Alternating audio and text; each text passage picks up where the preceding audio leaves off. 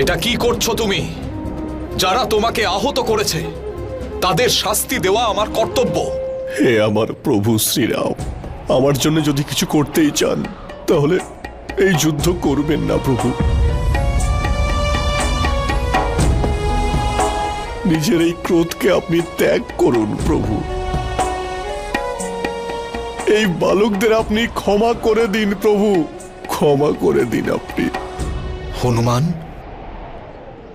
তুমি আমার শুভ চিন্তক, আমার পরম বন্ধু, তুমি আমার সুখ দুঃখের সাথী। তোমার প্রতিটি পরামর্শকে আমি আমার কর্তব্য বলে ভেবেছি,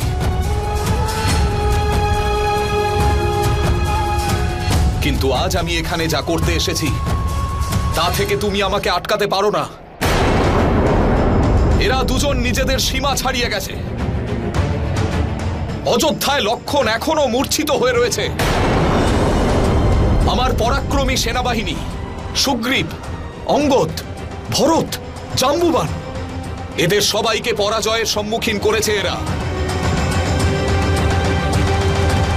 আর একজন রাজা হিসেবে এদের শাস্তি দেওয়া আমার কর্তব্য।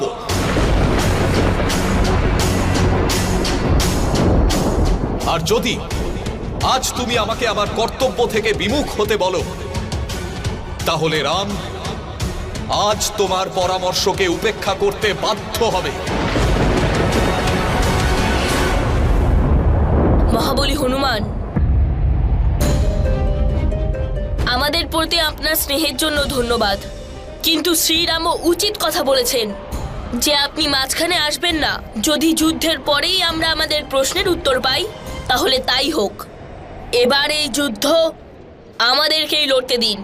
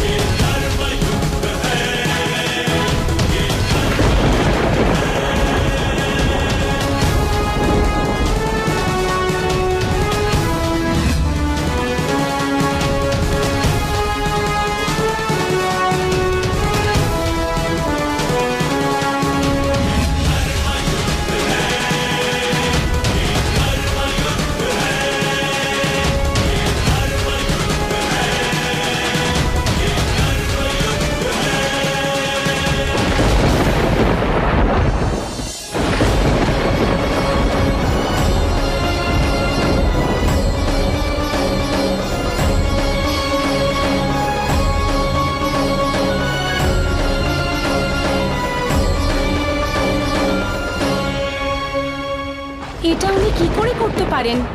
নিজের পুত্রদের জীবন সংকটে কি করে ফেলতে পারেন? অন্যের জন্য নিজের সন্তানের বলিদান কিভাবে দিতে পারেন? ওনার মনের মধ্যে কোনো মমতা আছে কি নেই? একজন মা এত নিষ্ঠুর কিভাবে হতে পারে?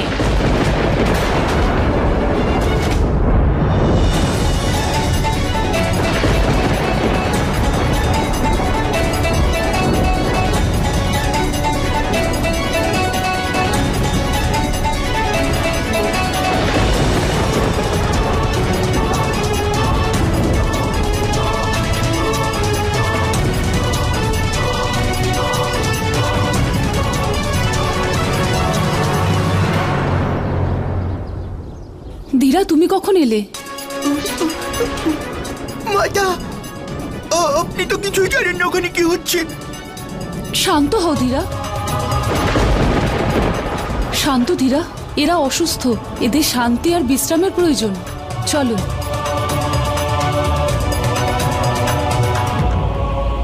এবার বলো, কি হয়েছে? আপনি সবার এখানে সেবা করছেন আর ওখানে আপনাকে নিয়ে কথা হচ্ছে। আপনার এই স্নেহশীলতাকে নিয়ে সন্দেহ করছে। বলা হচ্ছে যে আপনি নাকি অন্যের জন্য নিজের পুত্রের প্রাণ বাঁচিয়ে রেখেছেন। ধীরা, আমি তোমায় বুঝি আর তুমি আমায়। যদি এই কথা বলার জন্যই তুমি আমার কাছে এসে থাকো তাহলে অবশ্যই তোমার মনে কোনো প্রশ্ন উঠেছে। তার মানে তুমিও কি ওদের কথাই বিশ্বাস করো? হ্যাঁ মা, হ্যাঁ, আমি বিশ্বাস করি। শান্ত হও ধীরা, শান্ত হও।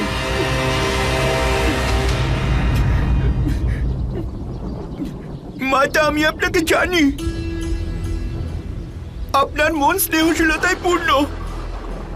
লবকুশের কথা ছাড়ুন, যখন আমার কিছু হয় তখন আপনি কষ্ট পান। এই সব ব্যাপারে কিন্তু আমার জানা। কিন্তু আজকে যখন লবকুশ মৃত্যুর দরজায় দাঁড়িয়ে আছে, তা আপনি তাহলে ওদের সাথে নেই কেন? ওদেরকে আপনি রক্ষা কেন করছেন না? আপনি এই স্ত্রীলোকদের সেবা কেন করছেন? ধীরা, আমি জানি তুমি লবকুশের জন্য খুবই চিন্তিত। আমার মনের ভিতর যে কি চলছে সেটা শুধু আমিই জানি। কিন্তু আজ যা কিছু ঘটছে তার জন্য লবকুশ নিজেরাই দায়ী। এটা ওদের সিদ্ধান্ত, আর ওরা যে কর্ম করেছে তার ফল ওদের পেতেই হবে।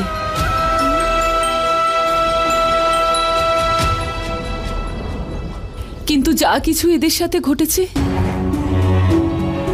যে অন্যায় এদের সাথে হয়েছে, তা এরা নিজেরা বেছে নেয়নি।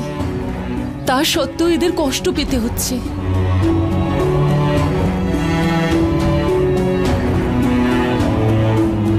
কিন্তু তবুও ওদের আমাকে বেশি প্রয়োজন। আর এটা তোমার মাতার সিদ্ধান্ত। তুমি তোমার মাতাকে বিশ্বাস করো তো?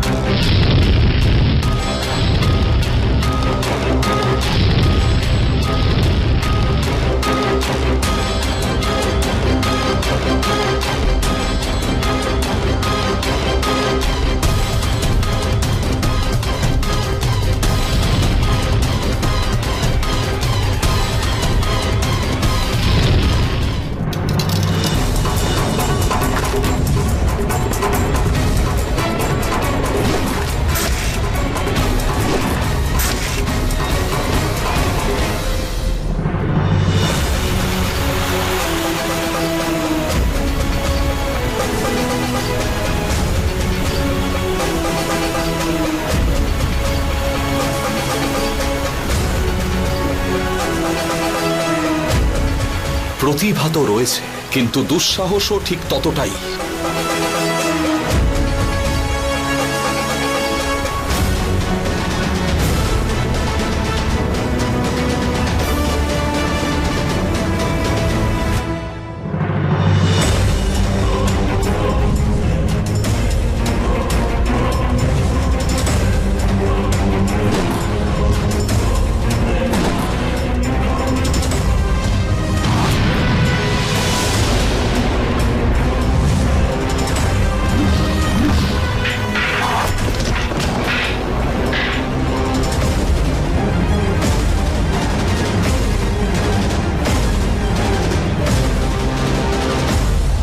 তোমরা কি এবার পরাজয় স্বীকার করছো?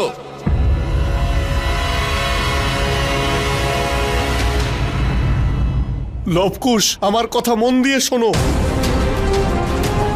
এখনো সময় আছে তোমাদের কাছে। জেদ ছাড়ো আর তোমরা আত্মসমর্পণ করো। প্রভু খুবই দয়ালু। এক মুহূর্তে সবকিছু ভুলে গিয়ে তোমাদের ক্ষমা করে দেবেন। এই উচ্ছৃঙ্খল বালকদের সামনে বিনীত হয়েও না হনুমান। তোমার মতো মহাবলীকে এভাবে অনুরোধ করতে দেখে আমার দুঃখ হচ্ছে। হ্যাঁ মহাবলী হনুমান, আমাদেরও অত্যন্ত দুঃখ হয়, বিশেষ করে এই জন্য যে আপনার অনুরোধ রাখতে পারবো না। আমরা আমাদের পরাজয় স্বীকার করব না। এবার দেখলে তো এদের জেদের পরিমাণ। যাও, গিয়ে নিজেদের জন্য নতুন ধনুক নিয়ে এসো, কারণ আমি নিরস্ত্রদের ওপর আঘাত করি না।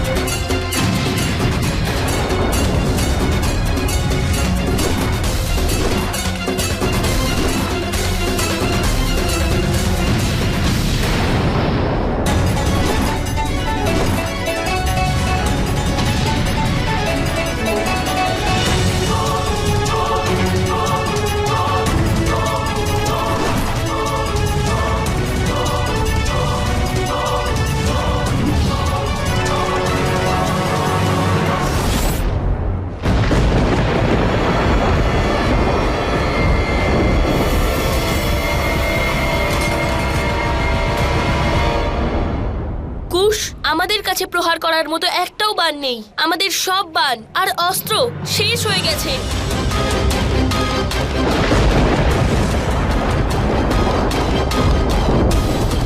এটাই আমাদের শেষ, দাদা।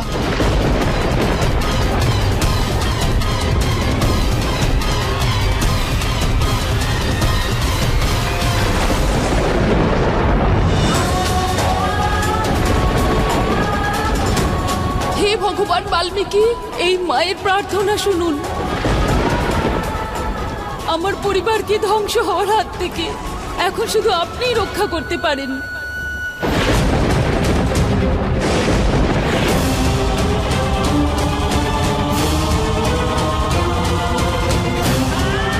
মা, আমাদের আশীর্বাদ দিন, আমাদের ক্ষমা করুন।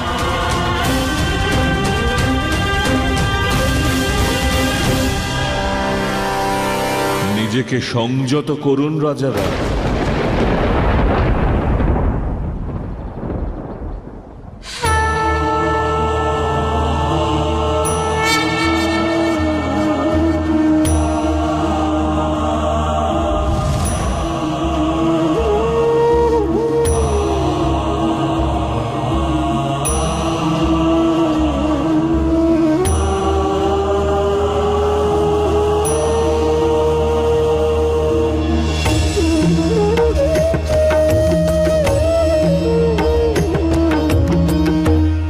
প্রণাম গুরুবর।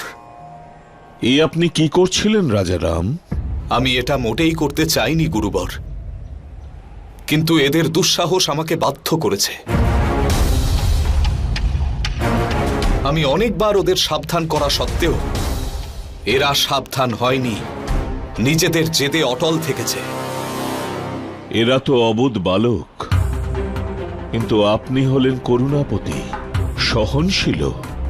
আপনি তো অনেক কঠিন পরিস্থিতিতে সংযমের পরিচয় দিয়েছেন, তাহলে আজকে এই ক্রোধ কেন?